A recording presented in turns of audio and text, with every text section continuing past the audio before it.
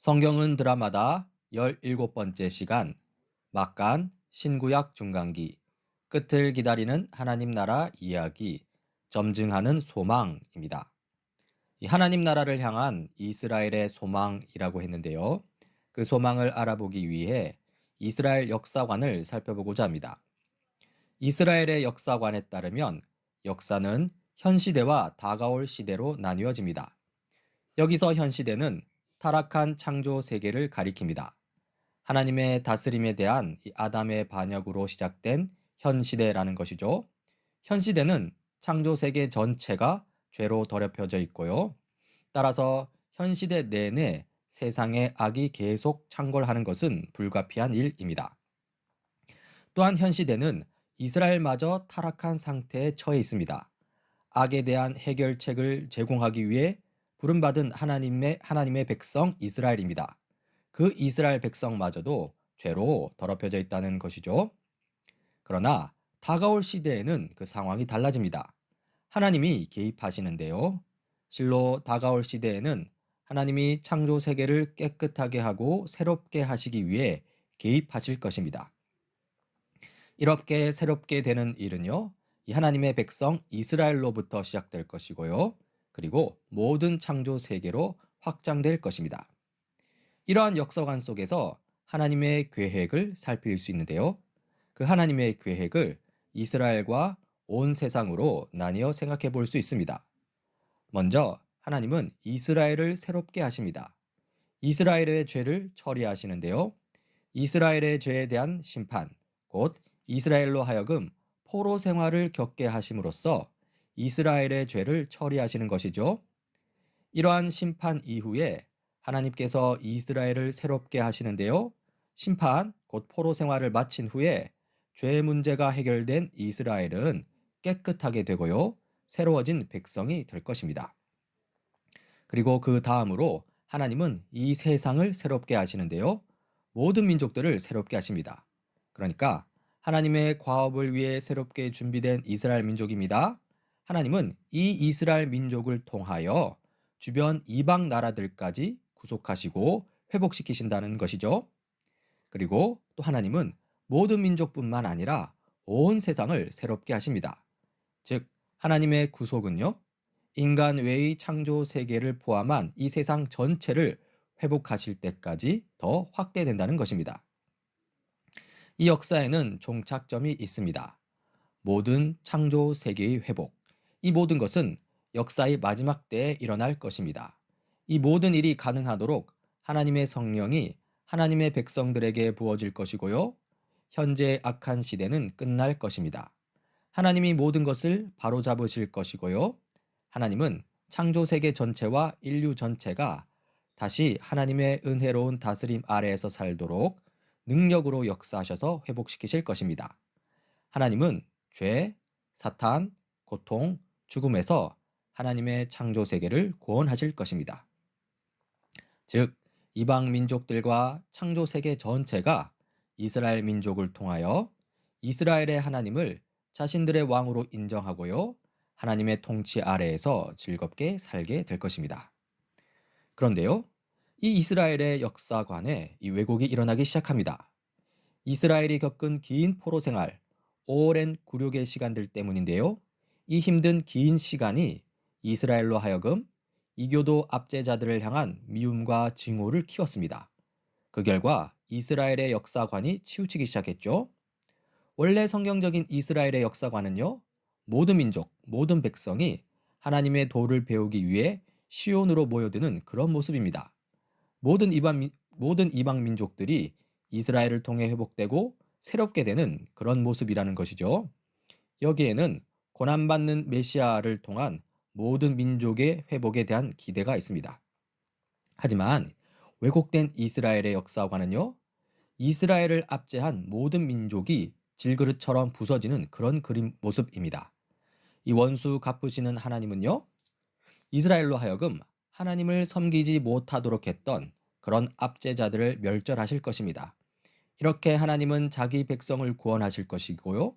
이러한 구원 사역은 강력한 메시아를 통해 성취될 것입니다. 그리고 이러한 구속을 이루실 신적 대행자는요, 하나님의 새로운 나라를 도래하게 할 기름 부음 받은 왕일 것입니다. 아마도 이 구원자는 다윗 왕조의 후손일 것이고요.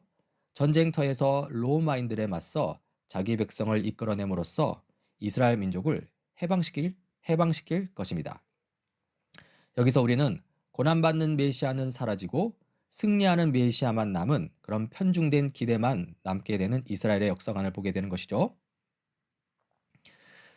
이스라엘의 소망에 대한 다양한 표현들이라고 했는데요. 이 집단 그룹별로 나누어 살펴볼 수 있습니다. 먼저 바리새파입니다. 이 배경을 살피자면요.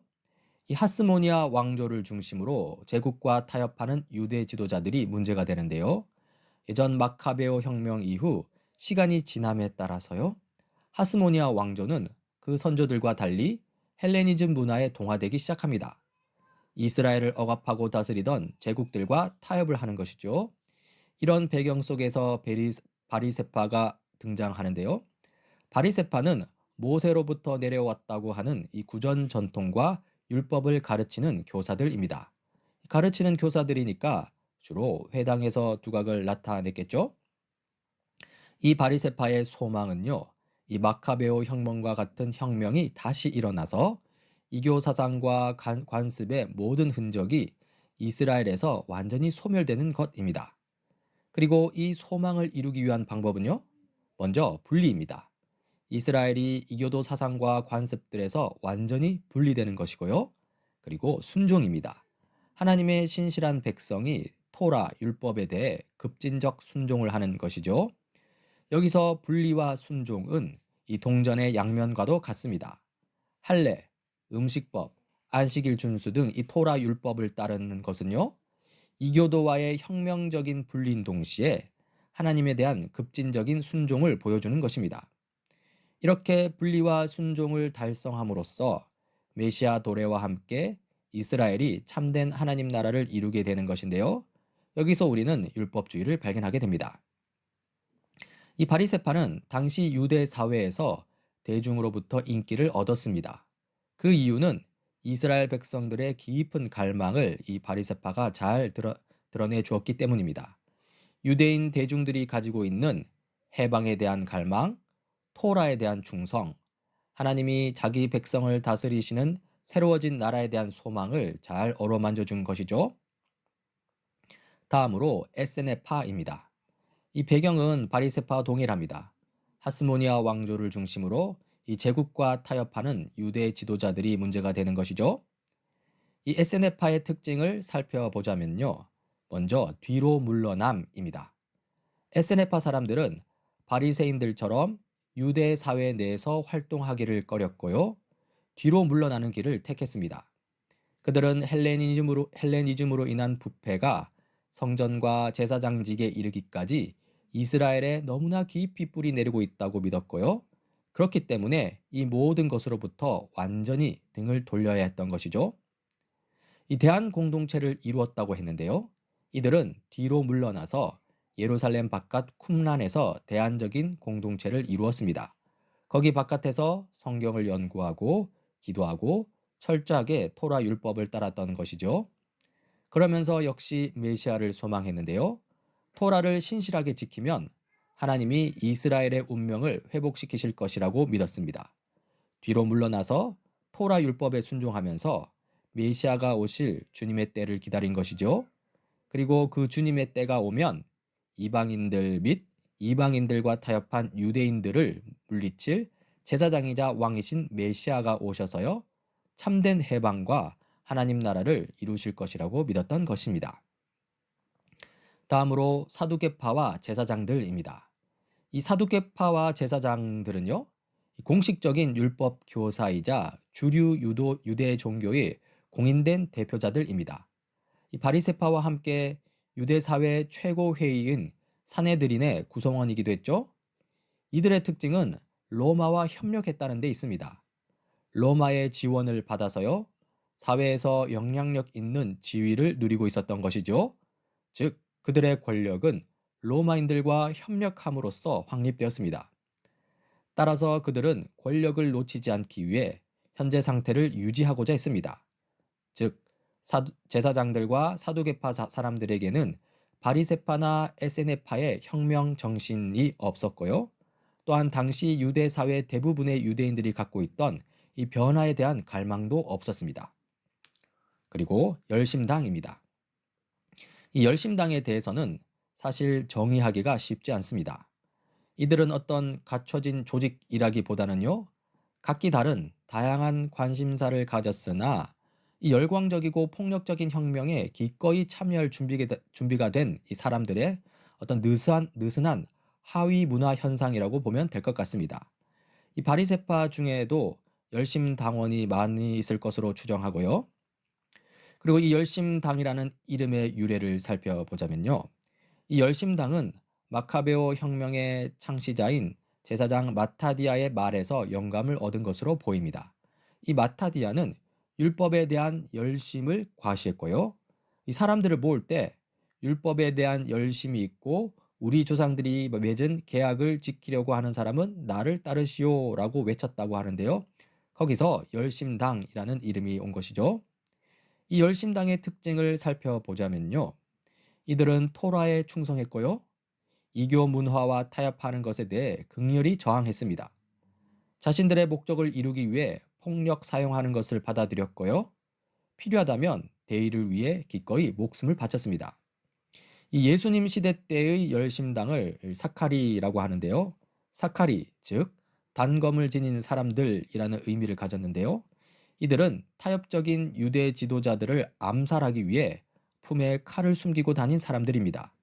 다시 말해서 이스라엘 백성들을 해방시키고 이교 문화로 오염된 땅과 성전을 깨끗하게 하기 위해서 무장혁명에 열심히 참여한 열심당 그룹이란 거죠. 메시아를 자처하는 사람, 곧 그 지도자를 중심으로 로마 정부에 대한 반란을 일으키기도 했습니다. 이런 사카리에 대한 로마 정부의 대처는 뻔했는데요. 로마 정부는 사카리 가운데 이 메시아라 불리는 지도자는 십자가형에 처해 죽이고요. 그 추종자들은 잔인하게 벌하였다고 합니다. 마지막으로 대다수를 차지하는 유대 사회의 보통 사람들입니다. 이들은 소속이 없습니다. 이 시기의 유대인들 대부분은 앞서 언급한 어느 당에도 속하지 않았습니다. 하지만 그들에게도 기대는 있었는데요. 그 기대를 메시아와 하나님 나라로 압축할 수 있습니다. 먼저 메시아인데요. 대부분의 유대 사람들은 하나님이 보내신 메시아가 이교도 압제자들에게서 자기 백성을 구원하러 오실 날을 고대하고 있었습니다. 그리고 하나님 나라인데요. 그렇게 메시아에 의한 구원과 해방이 이루어지면요. 그들은 자유롭게 토라에 순종하고 정결한 땅에 있는 정결한 성전에서 하나님을 예배할 수 있을 것으로 기대한 것이죠. 이들의 삶은 다음과 같습니다. 메시아가 오실 때까지 이들은 하나님이 그 날을 앞당기시도록 신실한 백성이 되려고 했고요. 또 이들은 회당에서 토라에 대해 배우려 했고요. 최선을 다해 토라에 순종하려 했습니다. 이들은 토라 율법에 따라 절기를 지키려 했고요. 기도하고 음식법과 안식일을 지키고 아기들에게는 할례를 행했습니다. 그리고 소망 가운데 기다렸습니다. 그리고요, 이러한 기대 가운데서 나사렛 출신의 한 청년, 목수의 아들이 하나님 나라가 이스라엘에게 임했고 지금 자기 안에 있다고 선언하며 등장한 것이죠. 바로 예수 그리스도이신데요. 다음 시간부터 살펴보도록 하겠습니다.